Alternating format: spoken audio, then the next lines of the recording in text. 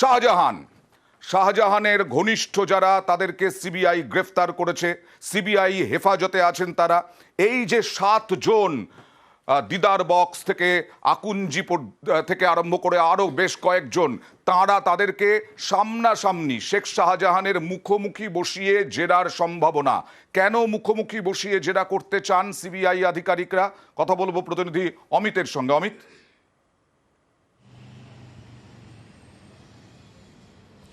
দেখো, ইডি আধিকারিকদের উপরে হামলার ঘটনায় সপ্তাহখানেক আগেই সিবিআইয়ের তরফে শেখ শাহজাহানকে হেফাজতে নেওয়া হয়েছিল।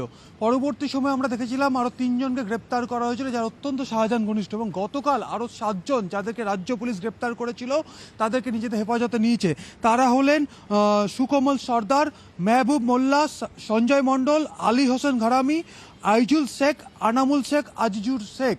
এই প্রত্যেকে এই মুহূর্তে সিবিআই কাস্টাডিতে রয়েছে। আজকে সকাল থেকে বেশ কয়েক ঘন্টা এদেরকে জিজ্ঞাসাবাদ করা হয়েছে, মূলত জেরা করা হয়েছে। মূলত 5 জানুয়ারি এরা কাদের নেতৃত্বে সেখানে হামলা চালিয়েছিল, কারা কে বা কাদের নির্দেশে এরা ঘটনাস্থলে পৌঁছে গিয়েছিল, কী দিয়ে হামলা চালানো হয়েছিল, এই বিষয়গুলো কিন্তু আরও স্পষ্ট হতে চাইছেন। কারণ আমরা দেখেছিলাম গত সপ্তাহে যখন সিবিআই আধিকারিকরা ঘটনাস্থল পরিদর্শন করেছিলেন, শেখ শাহজাহানের বাড়ির কাছে 3D স্ক্যানার দিয়ে তারা পরীক্ষা করেছিলেন।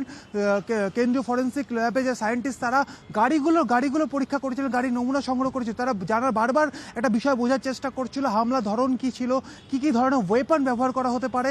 তারা বিভিন্ন জনকে সেই বিষয়ে জিজ্ঞাসাবাদ করেছে। সেক্ষেত্রে যে 7 জনকে গতকাল নিজেদের হেফাজতে নিয়েছে সিবিআই, তারা কাদের নির্দেশে সেখানে পৌঁছেছিল, তাদের পরিচয় কি, তারা কি শেখ শাহজাহানের কোনো ব্যবসার সঙ্গে যুক্ত ছিলেন, বা কোনো খামারে তারা কাজ করতেন, বা ভেরিতে কাজ করতেন, জিয়াউদ্দিনের মারফত তারা এসেছিলেন, নাকি ফারুকের নির্দেশে তারা এসেছিলেন, বা মাহফুজার নির্দেশে, এই বিষয়গুলো। এই কারণেই কিন্তু এখনো পর্যন্ত জিয়াউদ্দিন এই মুহূর্তে সিবিআই কাস্টাডিতে রয়েছে, ফারুক রয়েছে সিবিআই কাস্টাডিতে, দিলদার নিচে রয়েছে, এমনকি শাহজাহান রয়েছে। এদের প্রত্যেকের মুখোমুখি বসিয়ে জেরার একটা সম্ভাবনা তৈরি হচ্ছে।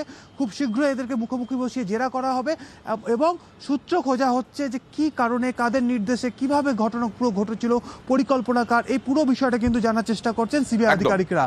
নিশ্চয়ই আমরা পরবর্তী সময়ে শেখ শাহজাহানকে মুখোমুখি বসিয়ে এই 7 জনকে জেরায় কি উঠে এলো সেই খবর, সেই তথ্য আপনাদেরকে দেব। আর আজকে শেখ শাহজাহান দেখতে পাচ্ছেন, শেখ শাহজাহান, ফারুক আকুঞ্জি এবং দিলদার বক্স, জিয়াউদ্দিন, এই সবাইকে আজকে মেডিকেল করতে নিয়ে যাওয়া হয়েছে। যা নিয়ম থাকে সিবিআই হেফাজতে থাকলে, বা ইডি হেফাজতে থাকলে, বা পুলিশ হেফাজতে থাকলে, এদেরকে সময় মতো 2 দিন 1 দিন অন্তর 24 ঘন্টা অন্তর স্বাস্থ্য পরীক্ষার, সেই অনুযায়ী স্বাস্থ্য পরীক্ষা।